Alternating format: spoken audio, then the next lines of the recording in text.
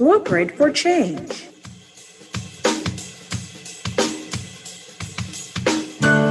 A plan to overcome challenges.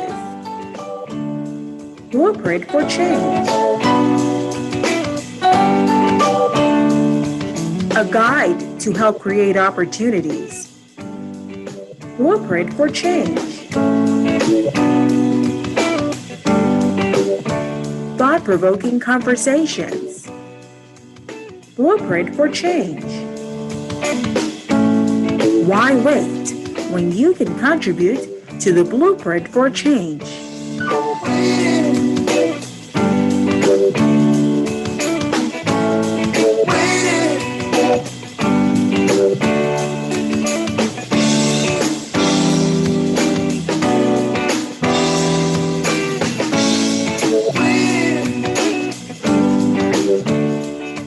Good evening.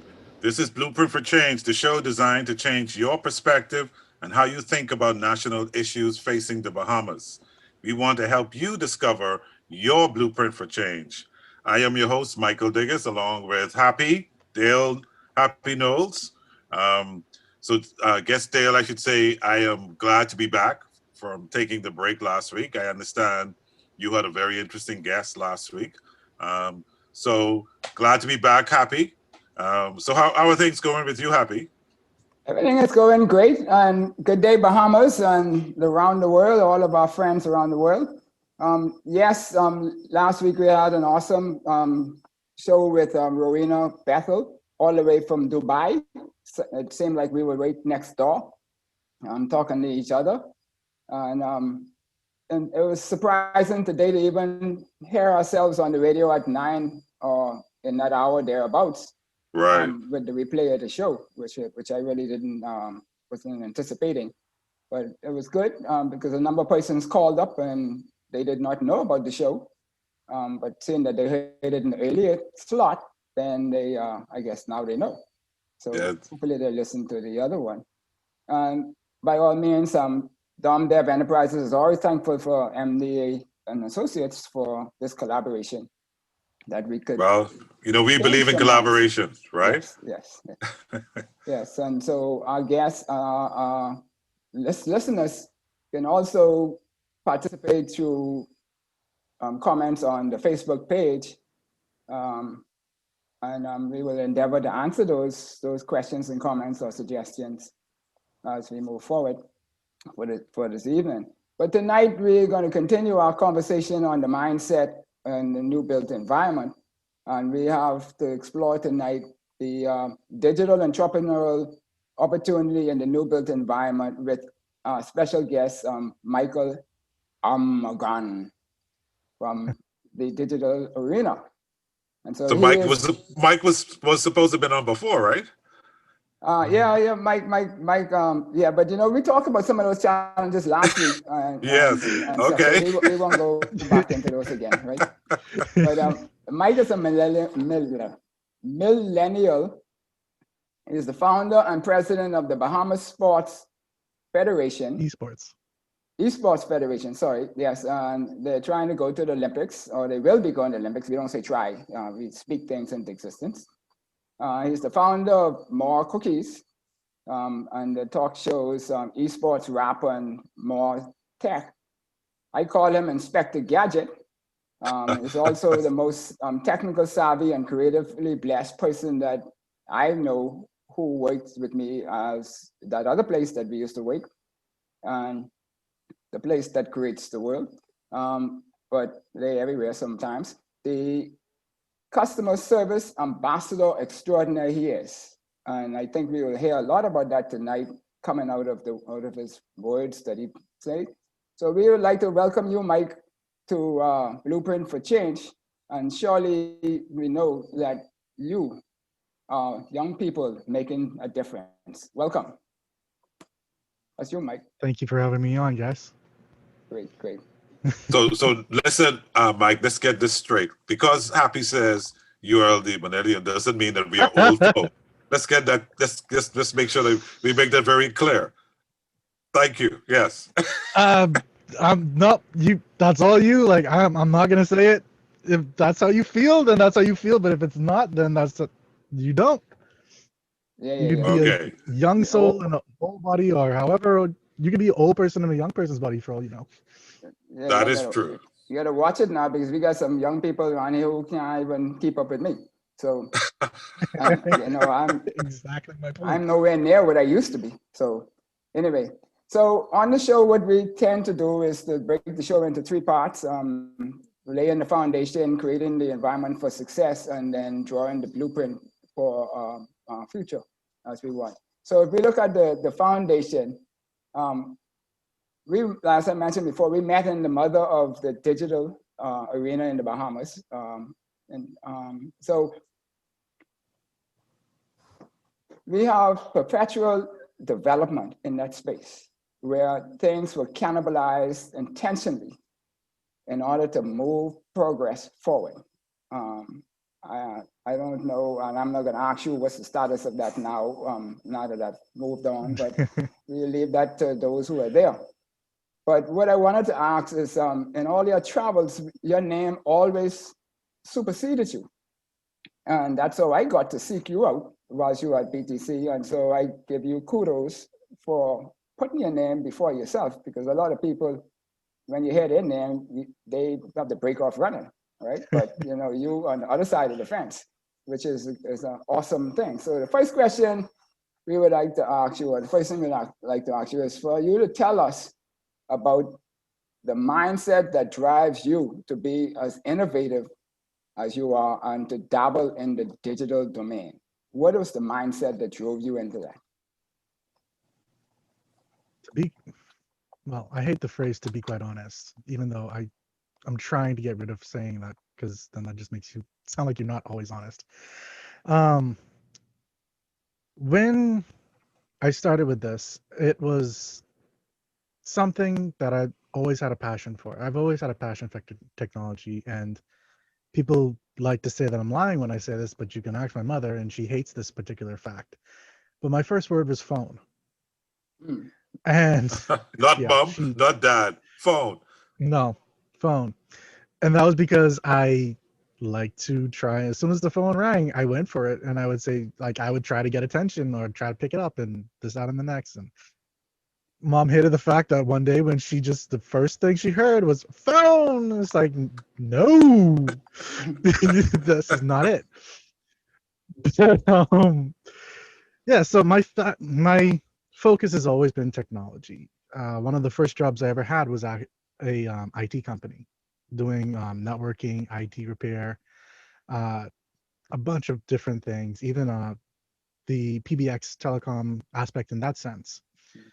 But what moved me, I moved away for a little bit, went more to my analytical numbers side, and then technology called me back in terms of BTC, especially since uh, new things were happening back then.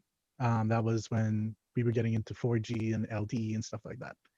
And so I got curious. That old part of me just started Mm-hmm. burning away again, and it was just like, okay, I need to find out more. And I think that's what really drives a lot of it, the passion of finding out more, so that you can then either do something with it or better yourself. For me, it was doing something with it, which in turn led me to finding out more about it and then helping other people figure out about it, because that's how I grew up. I always grew up in a home that was about teaching. A lot of my family are teachers, either teachers, nurses. You know, they're always in this service aspect. So when it came to that, then it just kind of came naturally, and I fell back into place. Eventually, ended up with a job at BTC, and from there, technology has been going on. I've continued on with my own stuff with email marketing, uh, website development. I'm starting to learn coding so I can actually build apps. And of course, I've been doing projects for the company that I work for now, along with the Bahamas Esports Federation, which we just founded not so long ago. And I'm actually very happy that it's doing so well so far. But Great. So short niece, well, yeah. So say that again. I was just going to say, in a short sum, it's just the passion for learning and just trying to help others figure it out as well. Yes, and so from your grouping of millennials and the digital natives, you all grew up, like you mentioned, but you grew up all in the digital arena. So you would be like fish out of water if you were to go into a pure analog mode. So the question that we would have here is, can the power of digital enable the 242 to lead an entropod in the new built environment, or to be the lead entropod in the new built environment? And that's the city where all trade and transports through, and it becomes the mecca of trade, the gateway, the portal, knowing what our digital footprint is and everything in the Bahamas. Where do you see that digital itself? I see the Bahamas in a place where if we do things right and don't just leave things to be happenstance, then yes, that's definitely somewhere that we can be.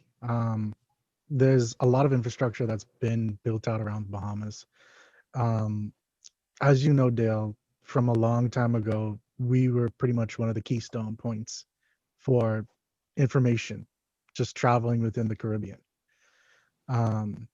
Mainly because we had that underwater telecommunication line, and everyone else had to come through us pretty much for it. So we could have started from there. Obviously things didn't work out from way back when. We have a second shot now, because of how things are developing, and as the government is starting to open up, allowing these new visas for people to come and live here, work remotely. People here can, of course, start taking a look across the world to start working remotely for other companies. I know a lot of people that are Bahamian that are working here, that work for companies in the United States, Canada, Europe. So it's not necessarily something that's impossible. And I know companies that are actually assisting other companies in these other countries that are located right here. They employ Bahamians, and those are jobs that we have that do a bunch of different things, from marketing to analytics to e-commerce to, trust me, it can go on and on. I can't talk about that one. No secrets, no secrets, no trade secrets today. Those other guys listening, you know. Yes. Mike, yeah, talk a little bit more about remote working, because we seem to have latched on to it collectively because of COVID. But from what I'm sensing, you're saying remote working has been happening for a long time. So we're actually trying to play catch up. It depends on the company that you're with. There are some companies that took it on from a while ago, and then there are some that are just starting to take a look at it. And I think that's happening for the latter is what we're really seeing here in the Bahamas for the most part by a lot of the companies. The former was very much a fringe thing. Those that were a little bit more open to the concept of doing different things. So in line with that are things like taking vacation whenever you want, so long as you get your work done. Right. Then you're free to do whatever it is, and other things along that nature. If you have a company like that, then those concepts are easily able to be adapted, and you can kind of flourish a little bit with those.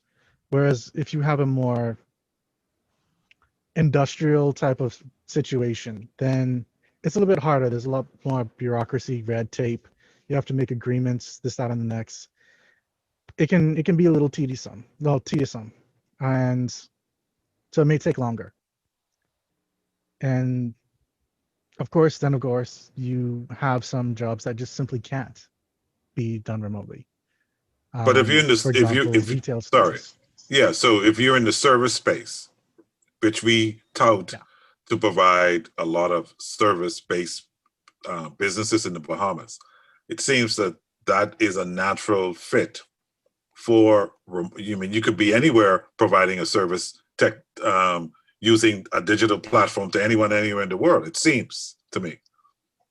Yeah, you can. I remember when I went to CES 2014, they had a little robot with a screen on it just driving around the conference floor. The CES, for those that don't know, is the Consumer Electronics Show in Las Vegas.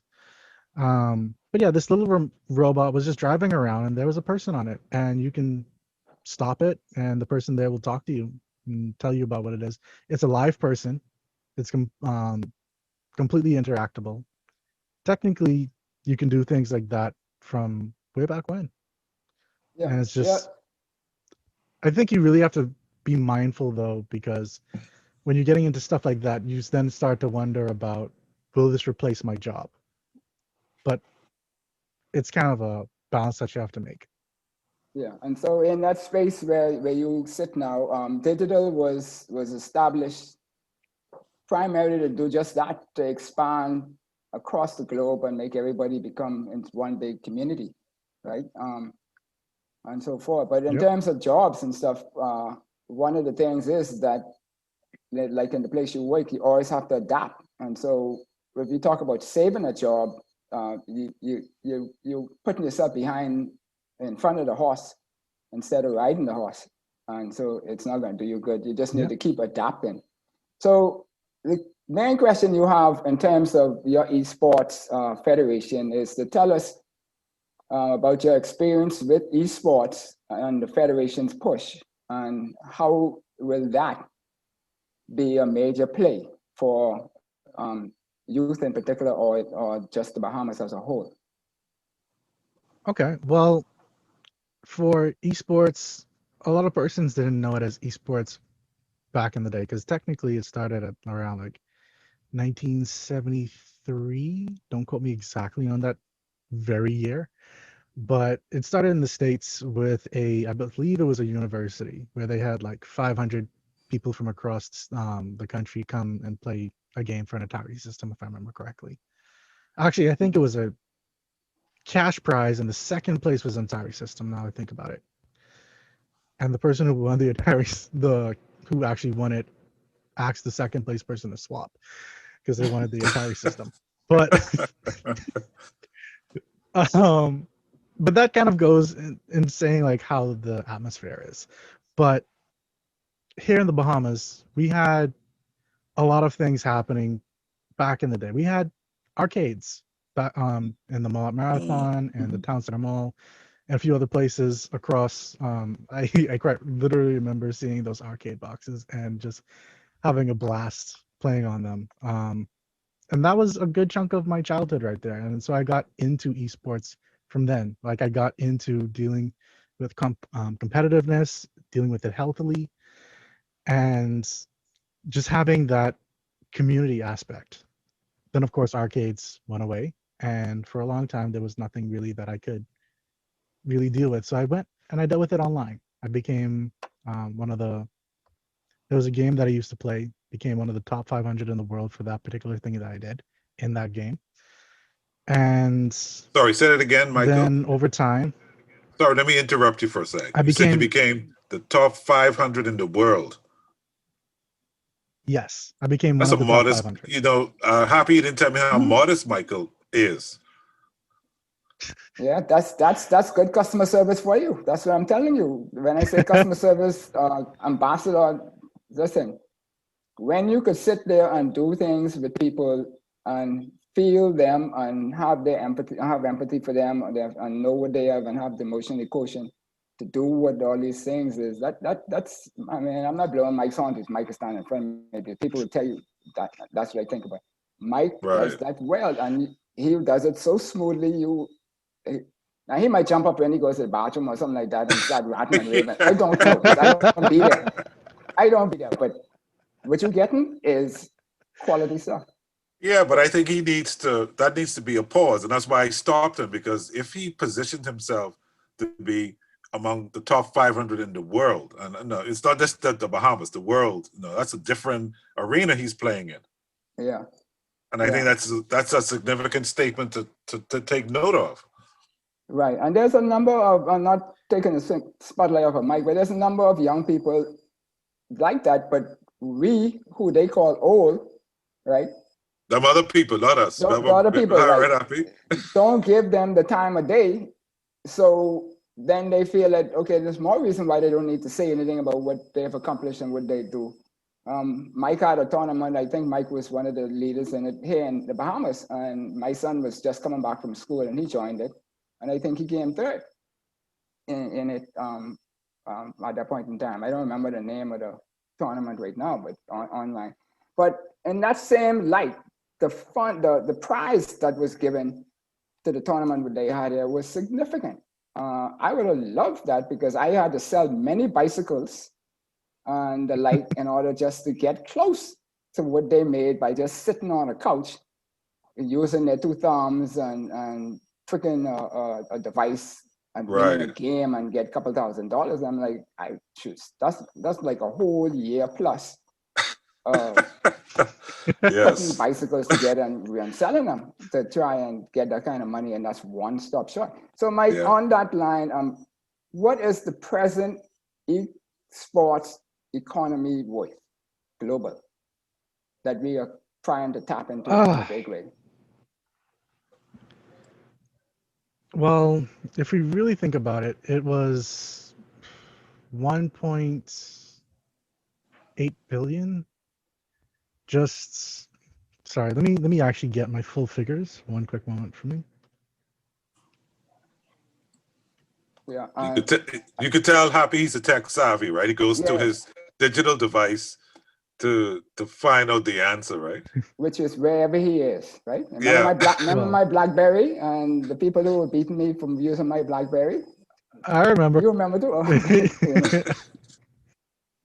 Oh boy, yeah. Yeah, so it grew up to, in 2020, it went to 1.1 billion in a year-on-year growth of 15.7%, up from $350.6 million in 2019. And they're saying that a $822.4 million in revenues, or 3/4 of the total market, comes typically from media rights, sponsorships, and other things along those lines. And so it's very much in line with what you would see with traditional sports in that aspect, where you have persons bidding in for the media rights or sponsorship being placed somewhere on the field, something along those lines. Right. So, Michael, why would a parent, or why should a parent encourage their son or daughter, like yourself, to be in that space? Why would they? First of all, most of us don't even understand that space. That's part of what we're here for, to help you understand it. And there's a lot of things as to why your kids should be allowed. They don't, like, it's not me saying you must allow them. They're your kids. You're their parent. It's up to you. It's your choice. But I will say this. This space allows for something called STEAM. And when you deal with curriculum and education, that pretty much stands for science, technology, engineering, art, and mathematics. Right. And esports really deals with pretty much the full gamut of that, because you have everything from how the water ripples, meaning that you need to have the persons to do the graphics for that. You need the mechanics, this physics behind it. You need art for it. You need persons who would actually develop the games themselves. Then you have the persons that do the marketing. Then you have the persons that do the administration.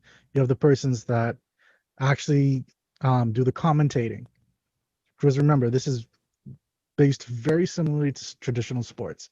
You have commentators, you have broadcasters, you have the full gamut of everything along those lines. But you also have to realize that this is an electronic space.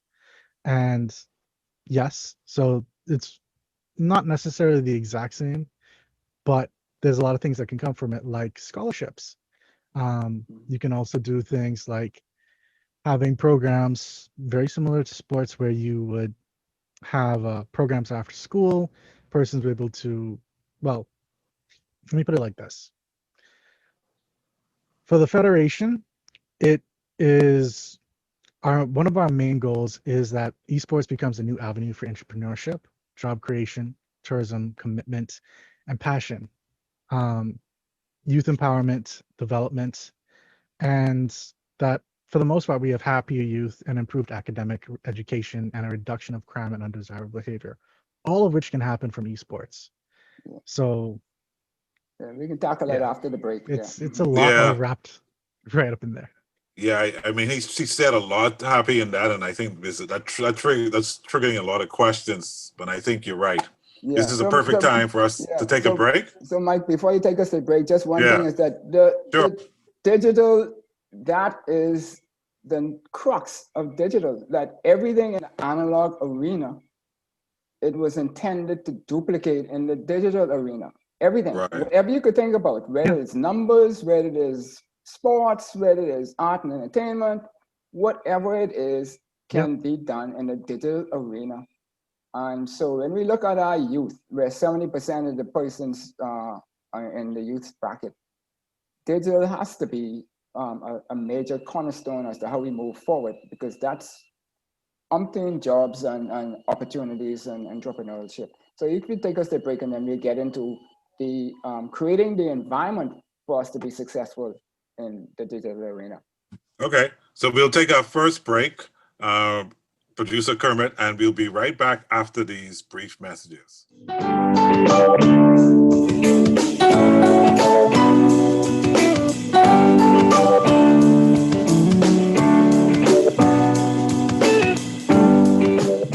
Eleanor Roosevelt said that great minds discuss ideas, average minds discuss events, and small minds discuss people. The ultimate design starts from thought, and thought is a product of one's mindset. Let's change our mindset from being employees to being employers, from being workers to being owners. Why don't we tell it the opportunity instead of the job, the job? I think one of the things that we need to understand first for us to appropriately, I guess, get the litmus test on how we see the creatives, how we see creatives in society in general, is how we understand and value our own creativity. What's the steps to get out of the rut? Leaders have to lead. Leaders have to lead.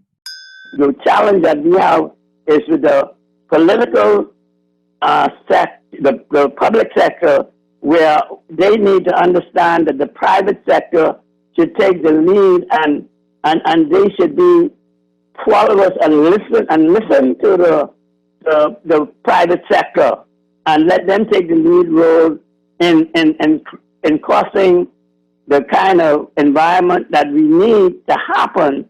And like I said, politicians tend to want to take the lead and be discussing technical issues that they have no knowledge of. And that is the main problem and the mindset that we have to change first.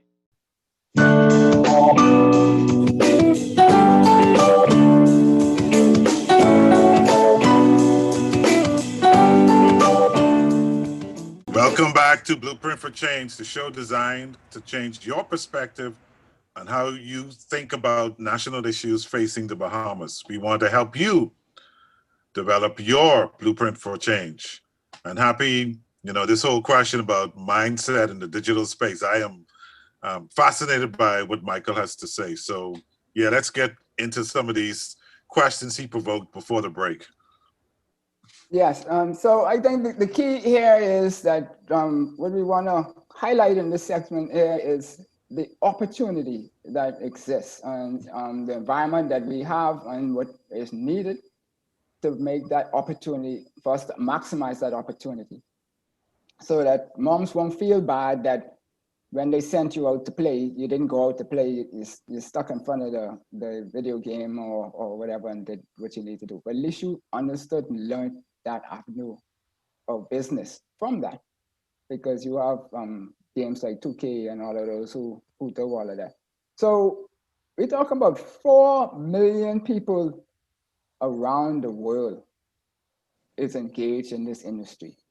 Tell us, in the Bahamas, for us to take advantage of this, what is needed? what is the delta to get from where we are now to where you envision we need to be?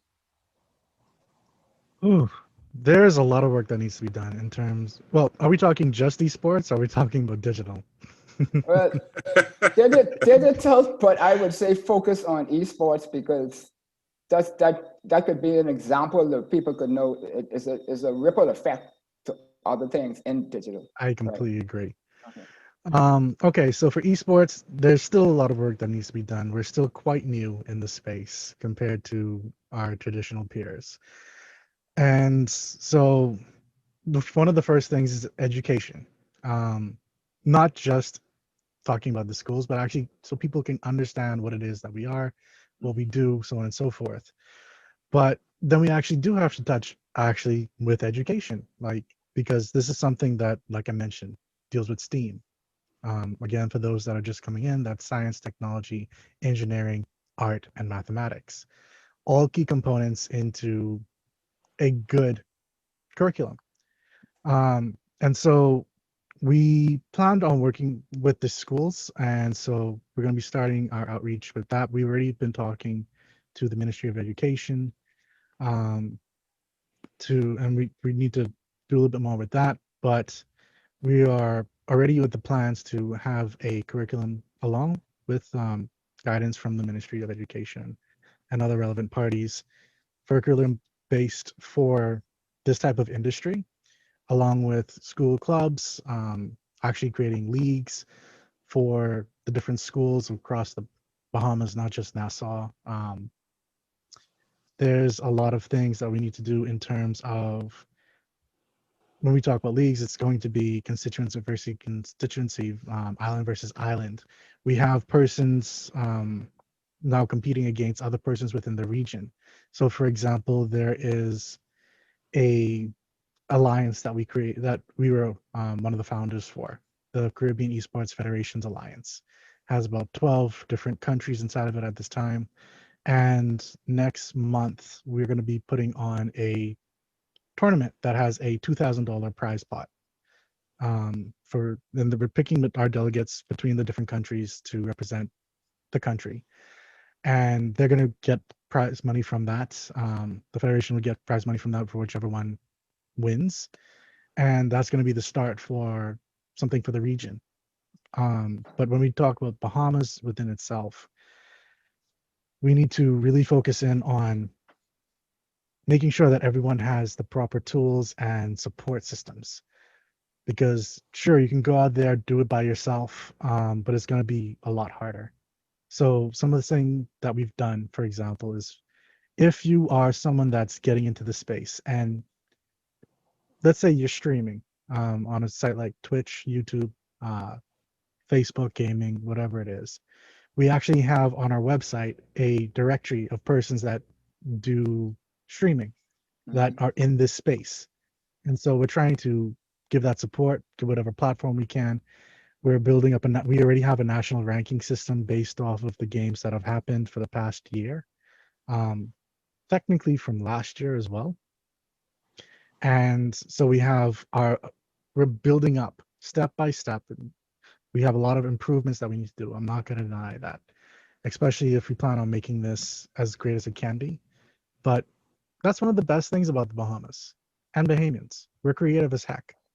So one thing that I know we'll supersede on is finding out new innovative ways to get things done and getting ourselves out there. We've always been known for getting ourselves out there. Right. So it's just, it's building upon what we already have and making sure that everyone's able to actually use it. So Mike, sorry, Happy. So the parent hat, right? So the parent listening to you, games have gotten a bad name, particularly for the violence associated with games. So how do you assure the parent that their son or daughter is not engaging in violent activity in this gaming space? That's one of the questions. And then the second question has to do with tools. What tools are required? Because, the struggle the Ministry of Education is going through just to deal with, getting kids engaged and having access. So the first part of the question the violence question, and then secondly, the tools question. Right. So for the violence one, this is one that's come up a number of times, and I can understand why people are worried about it, but it's actually something that's based off of incorrect information. So for example, a lot of people will say, oh, there were studies done back in the day that showed this, that, and the next. More recent studies have actually proven those previous studies to, one, be incorrect, and two, be flawed, for starters. The third part of it is that they've actually shown that these esports, these titles in video games, when you get to actually playing them, it helps with a number of things. And one of those is not making you more violent. It helps with getting rid of stress, for example. It helps with you raising your own, I'm trying to remember, the words escaping me right now, sorry. But your reaction times is helping you with, sorry. Anyway, I'll move on past that. But cognitive abilities, yes. Thank you, Happy. So you see, us old folks too can't help the young folks, right? Yes, definitely. But I mean, aside from that as well, like, you also have a lot of team games, so that helps build teamwork.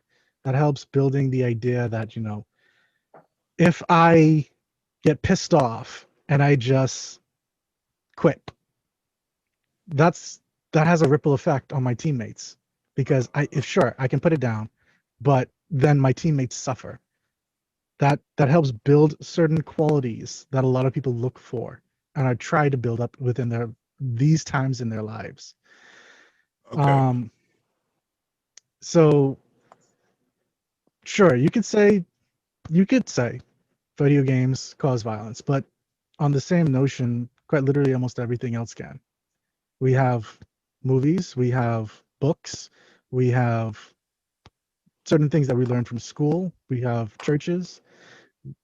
I mean, even the sports that we typically play. Look at boxing. So that one's quite literally physical, but you don't see boxers just out in the street just looking for someone to fight. They take it as a discipline. They take it seriously. Right. That's their dedication. And they have to be careful with how they deal with things, much like any other sportsman has to. And that's quite literally what this is. You take it seriously, you aim to improve your skill, you aim to improve whatever it is that you can do to become better. And at the end of the day, a lot of us become better persons for whatever means that we go through for something like that. Yeah. There's a number of university studies that show that sports has a huge impact on development of youth. I'm an example of that, right? But this story is not about me. So before my sister start beating up on me. So the who actually says to tell you hello, Michael. So that's Danielle. Okay. Yeah. Oh, okay. Yes. Tell her she's always been my favorite. Sorry, Happy. Yeah. No problem. So, Mike, on that note, the labor, when COVID hit, they said at one point in time we had something like 50,000 lost jobs, and I guess a lot of will not ever retain their job or regain their jobs. So when we look at this digital arena as a whole, I mean, esports by itself, you mentioned a number of things of advertisements, media, sports. So everybody who was doing these things before can find a space in digital. And even esports, because like the NBA and the NFL and the rest of those, they have agents, they have this, they have that. All of that could be duplicated in the digital arena. It already has. Okay, fair enough. So we just quite literally the NBA has a esports league. NFL, I think they're working on something the same. FIFA, they're doing that with FIBA, which is the basketball thing. They're doing the same thing. Okay, like so because of COVID, it has to. Right. So my question is that then the environment to afford our children the 6,000 that come out of school every year who struggle to find a job. And they're like, what is needed? As Mike always asks, what's the impediment that is stopping us from embracing all of those in the digital arena today? Well, there's a I'd number ask of you a hard different question sooner or later. Yeah. things. There's a number of different things, which kind of touches on with Michael asked me earlier, which the tools. Yeah, some of these tools, they just like any other piece of equipment, they're gonna set you back a little bit. And so, if you're going into this space, you're gonna need some form of something to help you out. So you can start small, build up, which is what a lot of people do.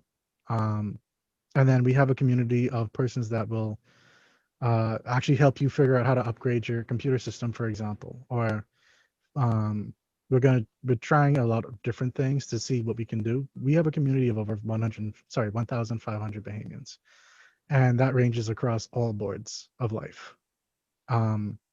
Which is one of the reasons why I feel like I can actually answer this question and give feedback not just from myself, but from the Bahamian community. But sure, you have the tools, but you also have issues with infrastructure here in the Bahamas. One thing that kind of caused an issue for us last time, electricity. You never quite know. Yes, things have gotten better, but for a long time now, we've had some issues when it came to that. And you never know when it's going to go off, unless they quite literally say it, and then sometimes it doesn't. And then sometimes it does without any notification. So, and then you find out on their Facebook maybe an hour later. So Michael, sorry, but don't underestimate what you're saying, right? The reliability, right, of the tool. The infrastructure that's required to run the platform has to be a reliable platform. Agreed? Oh yeah. Okay, so and that goes not only for esports, but it goes for anything digital, I'm assuming. Anything. Yeah, that's what I'm speaking. Because if your power goes out, anything digital pretty much goes out too.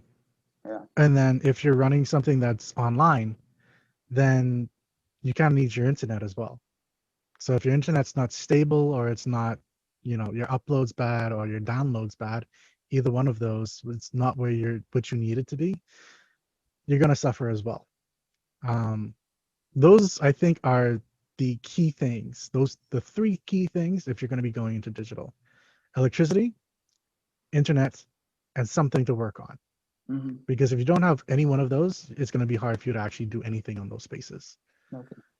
So tell us now, we now have this platform on this arena, this industry, vibrantly running in the Bahamas. The same children who we're looking to find jobs for, or Mr. Politician always say you got to find jobs for these people. They could become entrepreneurs for themselves, which is something that I've been fighting for a little while, right? Why we always looking for jobs, but yeah, be it as it may. Tell us what kind of money we're talking about, so that people could get interested in this industry, in terms of whether they're a player, they're a marketer, or they're a sponsor, or what kind of this $1 billion global. Because when we hear billion global, people think, I mean, the Bahamas could only get $2, right? What could they really get in their pocket? It's really up to you. It depends on the job that you want to go for. If you want to become an athlete, then you can start taking a look at athlete type money, and that could range anywhere from a few $1,000s for playing a game, like one tournament, to over $3 million. That's quite literally like a 15-year-old won $3 million just from playing one tournament. You need to, Michael, you need to repeat that. You need to repeat that for parents out there listening. This kid, the 15-year-old kid, played one tournament and won $3 million. His mom originally did not want him to play. He requested her to let him practice and play. And if he won, then, great. She said, sure, go for it. Now they're $3 million richer. The only thing he's really spent it on is a new desk, from what I know, so he can actually do studies properly and then practice more. Wow. The rest is being invested. Good show. There you go. So that's the athlete Yeah. side of things. Yeah. Then if you want to go for something that's a little bit more behind the scenes, marketing. Marketing, depending on what you do in marketing, you can make anywhere between, and this is across the board in the industry, anywhere between $30,000 to $70,000 a year, just doing that. And it's not like this is something different. You have quite literally, this is a $1 billion industry and it's getting bigger by the year. COVID did not slow this down by much. There's a lot that's behind the scenes that's still going, still chugging. Events are still happening, especially like I mentioned a little bit earlier, a lot of the traditional sports have moved over to the esports element. ESPN has their own esports channel. And then even with that, those traditional sports, even racing has an esport now. And they quite literally have their players sitting down with a racing wheel on the track. You have AR, which is augmented reality, and VR, which is virtual reality. Those are coming into the play, which are more physical versions of esports. So you're pretty much moving around and interacting with things in a space, either in real life. So I'll have my glasses like what I do now. But I'll see something on my dresser, for example, that I can interact with. That's AR. VR is I put on a headset. I don't see anything except this virtual world around me. And between both of those, that's where a lot of esports and these traditional sports are starting to look like they want to move. So that's a new aspect that you can also consider and start learning about. Then you have game development. If you want to become a game developer, you can make a good chunk of money. Especially now is probably one of the better times because a lot of companies are reducing the cram that typically went into building games, which is, you have a certain deadline, you have to make that deadline, and come hell or high water. They're easing up on that. The industry's changing, and it's becoming a lot more conducive to a healthier lifestyle in terms of things like that. And so, yeah, across the board, you can make some good money. It really just depends on what you want to do. Right.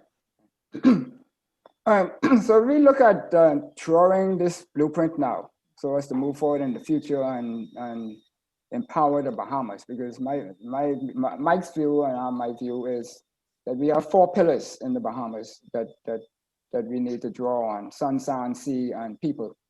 Well, after this show, I might add a 5th one, which would be digital. Technology. Because when we look at that, all along, I've always said that digital could be greater than tourism, right? But, we have some people who will have a hard time from fathoming what that really means. But having established this mindset for this new built environment, and remembering that what the new built environment is about intentional thought and action, not just buckito and just don't wait and start something else. How will digital entrepreneurship be the blueprint for this new built environment? Honestly, you have people, because of Corona, COVID, whatever you want to call it, they have to become more creative with what they do. You have persons moving to streaming. Quite literally, like I mentioned with the Streamers Direct, we have over 60 people that do that. Some of which are using this as a means to offset those bills that they had, because they're using this as a means to make money. They're entertaining. They have good skills. They show their gameplay well, and people are uniquely interested in these persons. But anything that you do, you have to do well. And so when it comes to digital entrepreneurship, even if it's esports, or even if it's something other than that, let's say you were give some examples of other creating sports. a website. Yeah.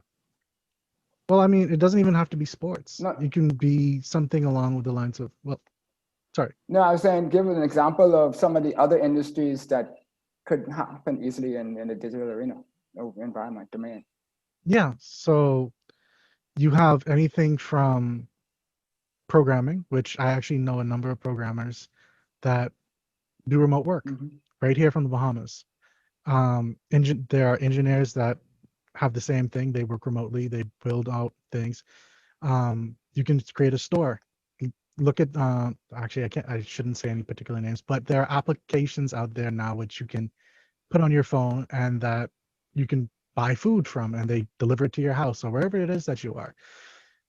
You have to be creative with these things. Sure, there are guidelines and like other things out there in the world that you can use as an example, but you have to take an initiative. That's the key thing. If you're not taking an initiative, then you're always going to be a step behind. And if you're taking a step behind, then you're going to be behind someone, either as trying to catch up or as a follower. And I say catch up as in you're quite literally stumbling along the way trying to become a leader versus trying to pave the way. You have situations where you can quite literally, how should I put this? Yes, there are persons that will come in from outside and start up companies here, which is what they wanted to do for Grand Bahama with the tech hub and stuff like that. But they also, from what I understood, wanted to bring training. So if you can find training, regardless of wherever it is, then go for it. Because with a lot of these things, you don't necessarily need a degree. You need to study. You need to learn exactly what it is that you're doing and use that experience to get you a job or create a job for yourself. Be an entrepreneur. If you can find something that you're passionate about, that you're willing to learn, that you're willing to put in the time and effort, go for it. The worst that can happen is that you fail. But again, it's digital. So you don't necessarily need to have that brick and mortar overhead cost. Right. Well, that's one of the reasons why a lot of companies now during this time are letting people work from home to help save some money, letting them actually work with their families, so on and so forth. Unfortunately, like you mentioned, some persons will let go. Those same persons that will let go are looking at other avenues, from stock exchanges to streaming, like I mentioned, to creating their own businesses. I've seen a lot of businesses start to advertise on social media regarding anything from services to items to pretty much you name it. Even places that sell things are starting to pop off. Like, actually, I still can't say names. But let's say there's certain Facebook groups. Yeah. Yeah. But I noticed, you know, the food industry did it. I mean, the Craven, I'll call it Craven. I found it to be ingenious what they did. Yes, it was. They just, yeah. I was actually a little sad to see a number of ride-sharing companies come and go, and it doesn't seem like, I'm not exactly sure what's happening with that. I know in other countries, it was always a fight between the taxi unions and those things. I suspect the same is happening here. Yeah, but the taxi people are smart, and they would have piggyback with those guys and form the whole thing, right? Exactly. So, but you know, exactly. I remember when my teacher used to tell me, stop eating the top of my pencil and stop daydreaming in class, right? So this when it was in primary school, right? And then the crayons came next. So all of us who did those things, who graduated, thank you, Lottie, if we graduated, now have this gigantic opportunity in the digital arena that they grew up in and they're born in, that they're fish in, that they now have an opportunity to,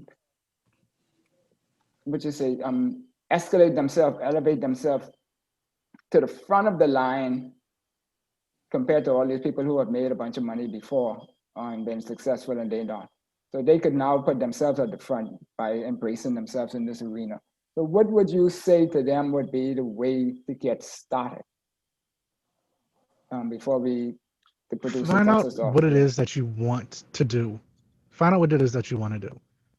Because you can say, yeah, I want to do this. But then you need to actually look into what all is required for it. Don't just jump into it. Take the time, do your research, build up your actual business plan, whatever plan it is that you need. See what else out there in the market's very similar to what it is that you're trying to do, and go in knowing that you may have to go in swinging, or you might start something completely fresh. You might be able to just bulldoze and take it over just completely without any hesitation, without worrying about anybody else out there trying to take your shine. Let's start. Yeah, and collaboration. You don't have to do it by Definitely yourself. collaboration. Right? Exactly. Yes. There are a lot of persons that you might be able to work with, and may not even be exactly in your own field that you're interested in, but there might be relevant fields. So, for example, you might be doing something with an app. Sure, let's go with that. And you might have companies that might be able to help market it. You have companies that might be able to say, you know, if you partner up with us, then you get this discount. Mm-hmm. Or, you know, it can always, there's always something out there that you can work with. I don't want to give too many ideas, but do let your creativity grow, because there's a reason why they say this, the term "the sky's the limit," Mm-hmm. especially for Bahamas Yeah. where we have such nice skies. Well, Mike, I'll say this, listening to you, my philosophy is, and there's another person who believes in the same philosophy. There are many people who believe in this philosophy that information only grows, that the more you share, the more it expands. So I wouldn't be so concerned about, saying, I don't want to give away too many ideas. Well, Google gave away all of its ideas for free, right? And became one of the most successful companies in the world. So I think we need to recognize, because a lot of us as Bahamians sometimes, we have this mindset that I have to hoard things, because if I share it, I will lose it. But in fact, if you share it, you could actually grow it. Mm-hmm. And I think technology as a platform is ideally suited for exactly that to happen. And I think we need to begin to, and particularly in your arena, because I was listening to some of the key words you said. It's like, if a gamer doesn't do stops, he affects the other gamers. So that interdependency is very important, right? Oh yes, you definitely need to be able to work with others. Yes. So that's definitely a skill set that needs to be developed, right? Oh yes, it's much more than that. It's a complete mindset, not just a skill set. There you go. So you write on the Dale's happy keyword, mindset. Mm-hmm. And what is that mindset that you think we need to have? A mindset that is welcoming to the idea that you can change, that you need to learn, that you aren't always the best, that you can always learn something new and take the time to actually get better. Not just say, okay, I did this. No, it's like, okay, I did this. What else do I need to do? Right. How else can I become better? How else can I change? What else can I improve on? Does this need to be tweaked just a little bit more? Yeah. I think that's definitely the mindset. So happy. Before the producer does cut us off, I think that those closing words from young Mike were very powerful as a way of pausing on this conversation, not ending the show, but pausing the conversation. So you wanna kind of take us home? Okay.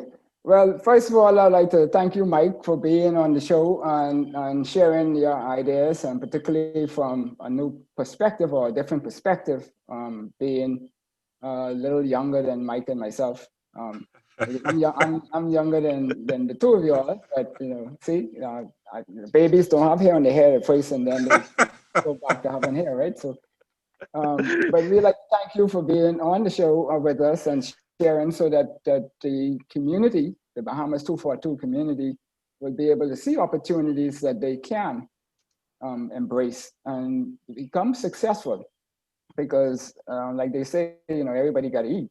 And so, we look for that. And by 2030 or 2030, when we're supposed to have reached the pinnacle of renewable energy mode, and we will be all set and structured and everything, and esports will be a $500 billion business.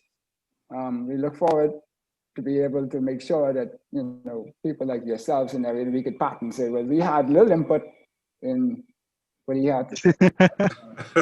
Yes. But we really appreciate you coming on, and I'm sure Mike will welcome you to come back. Oh, definitely, definitely. But he's my namesake too, you know. Yes, yeah, you always have these soft spots Exactly. with your namesake and the like, and so forth.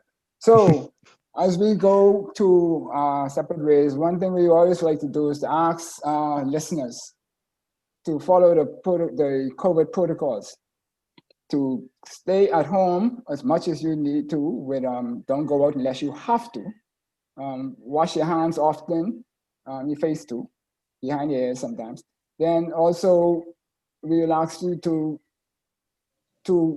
embrace the physical distancing. And we can still be social, but distance ourselves. And we want to ask you, by all means, to wear your mask and to love digitally. So you've been listening to Blueprint for Change, the show designed to change your perspective and how you think about national issues facing the Bahamas. We hope that we have helped you create and discover your blueprint for change.